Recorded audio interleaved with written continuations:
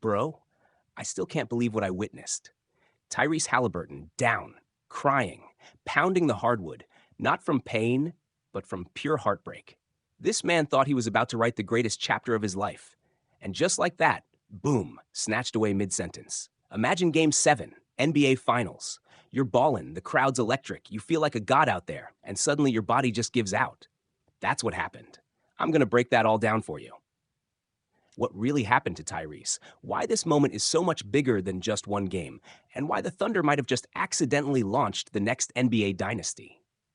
But first, let's talk about how the energy in that arena flipped like a horror movie. One minute it's a party, next minute it felt like a funeral. So let's set the scene. It's Game 7, Thunder versus Pacers. One game to rule them all. The crowd? Electric. The stakes? Sky high. OKC came out with that championship swagger. Indiana came out with purpose. This wasn't just a matchup of teams. It was two franchises fighting for validation. Shai Gilgeous-Alexander was putting the league on notice all series, and Haliburton, he was supposed to be the guy who matched him, blow for blow. But then, reality struck. Let's get straight into it.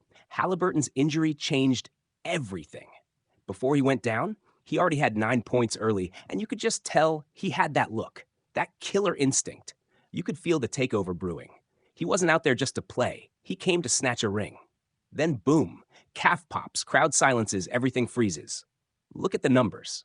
Haliburton, 9 points, no assists, no boards. Why? Because the man couldn't even finish the quarter. And what hurts more? The way his teammates reacted. Pascal Siakam, 16 points, respectable, but far from dominant. Miles Turner, 6 points, 4 boards, ghost mode.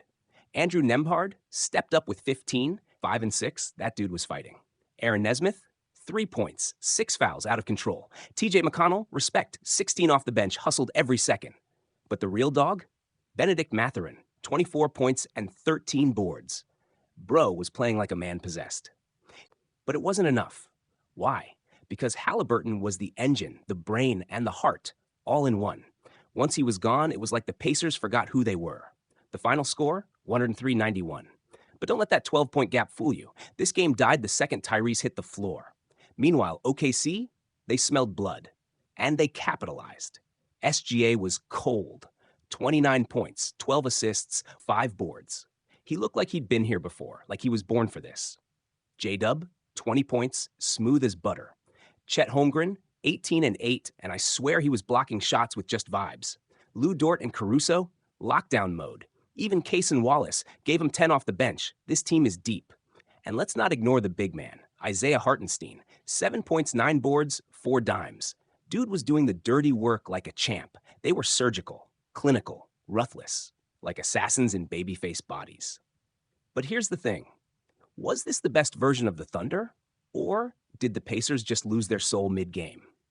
You tell me, was that a championship performance or an execution of a team mourning their fallen leader?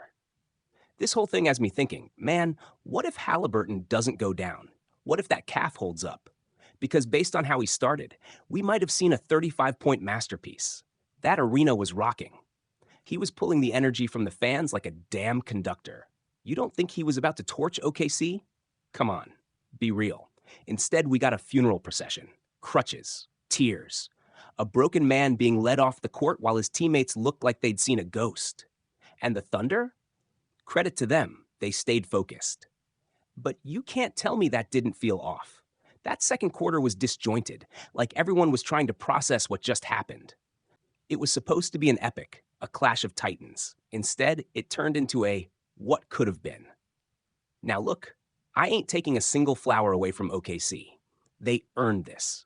But I can't lie to you and act like we didn't get robbed of a classic. And it's not just this game. This changes everything for Indiana. Because next year, who knows what Tyrese looks like? A torn calf can mess with your rhythm, your explosiveness, your confidence. This could impact not just next season, but his entire arc. And let's be real, with Tatum hurt in Boston, Dame down in Milwaukee, and now Tyrese out in Indiana, the East just turned into a haunted house of broken dreams.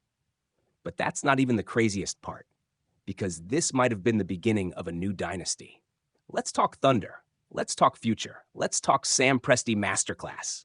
This man flipped Paul George into the Avengers. SGA is under contract. JDub, Chet, Wallace, all under 25. They've got them a 15 pick this year. Oh, and remember Nikola Topic? That guard with a torn ACL they stashed last draft? Yeah, he's joining next year too. This team isn't just good, they're built for years of dominance. The youngest team to win a title in the shot clock era. Let that marinate. Only younger squad? Bill Walton's Blazers. And that was in the 70s. This team broke history in the modern NBA. 7 straight years, 7 different champs. That run might have just ended. This isn't just OKC's moment, it's their ERA. But yeah, they've got questions. The offense still stalls sometimes. Can they score without SGA cooking? Can they keep this core under the new CBA? We'll see. But for now, all hail the Thunder. This wasn't just a Game 7. This was a story of pain, promise, and prophecy. Haliburton didn't just lose a game. He lost a moment that could have defined his legacy. OKC didn't just win a title, they might have started a reign. And us, we just watched one of the most emotional, chaotic, gut-wrenching finals in recent memory. So what now? Can Haliburton bounce back? Will the Thunder stay on top? Is the NBA ready for a new dynasty? We'll be here for all of it. Every heartbreak, every breakout, every damn twist. Subscribe if you're real. Tap that bell if you felt this breakdown in your chest. Because this ain't just basketball anymore. This is war. And we're just getting started.